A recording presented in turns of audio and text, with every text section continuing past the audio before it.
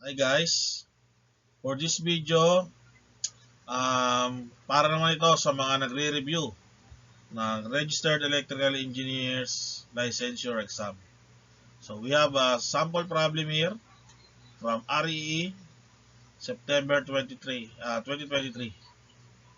Lumabas siya. And basahin natin. Sabi dito ay a 120 volts DC motor draws a current of 200 amperes and is located 1,000 feet from the supply. If the copper transmission wire has a diameter of 0.45 inch with a specific resistance of 10.4 meter ohm circular mil per foot, what must be the voltage of the supply? So, hinahanap ay supply voltage, meaning itong 120 volts ay terminal voltage ng motor. Okay, so drawing muna natin.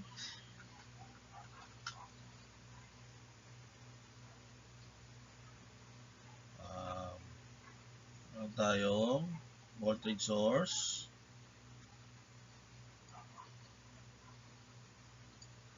Ito sa ating motor.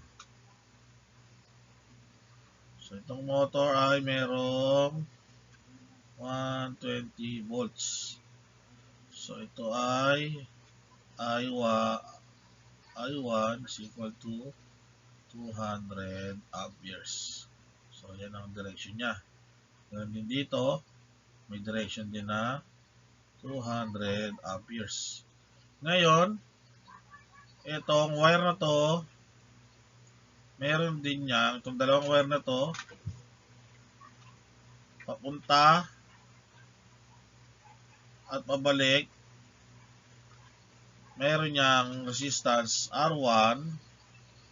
Ito meron din resistance R2. Since parehas sila ng resistivity at parehas ng length, so equals ang kanilang resistance. So now, find natin muna yung R1. So again, R1 is equal to R2.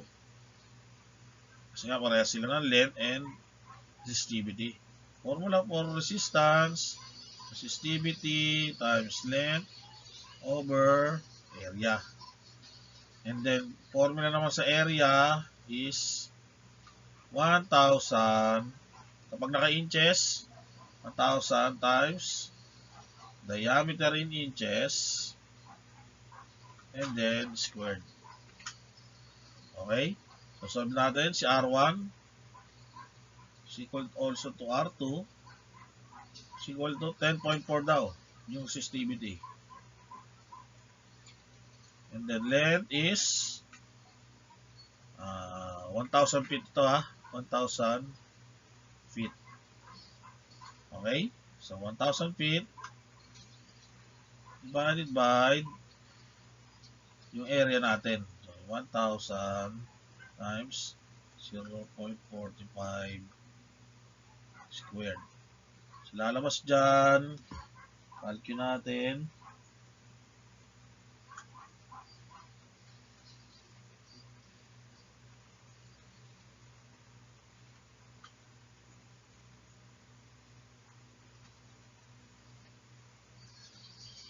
So lumabas ay 104 divided over 2025. Fraction siya And then, kapag series circuit, total resistance niya ay total resistance sa series circuit R1 plus R2. Meaning, R1 plus R2 parehas sila or simply multiplied by 2. So, total resistance is equal to 2 times 204 over 2025. Lalabas dyan. 104 pala to. Lalabas dyan 208 over 2025. So, yun ang total resistance natin. So, voltage drop natin. Voltage drop. Para makuha ang voltage drop, kailangan mo yung current. And then, yung resistance ng wire. Okay? So, 200 times 208 over 2025. Ngayon, ang total voltage source is equal to terminal voltage ng motor o kung ano man yung load plus voltage drop. So, ngayon,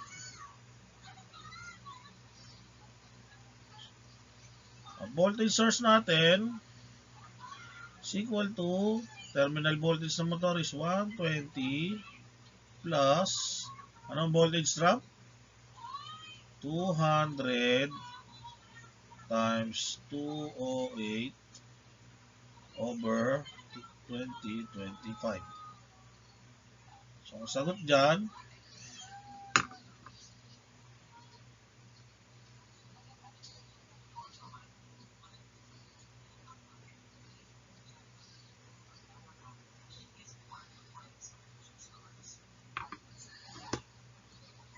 ang lumabas sa sagot ay 140.54 volts.